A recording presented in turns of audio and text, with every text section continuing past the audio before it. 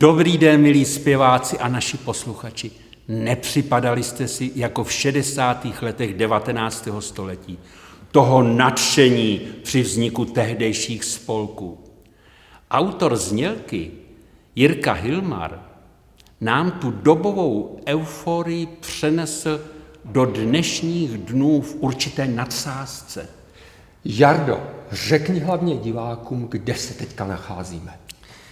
Jsme v Semilském sboru doktora Karla Farského Československé církve husitské.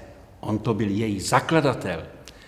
Krásná stavba funkcionalistického purismu s překrásným lamelovým stropem a prvky vznešené gotiky od Vladimíra Klíše, turnovského architekta. No krásné, ale teď zpívej už vlasti služ. A ještě, což se mě, má milá, hezká zdáš.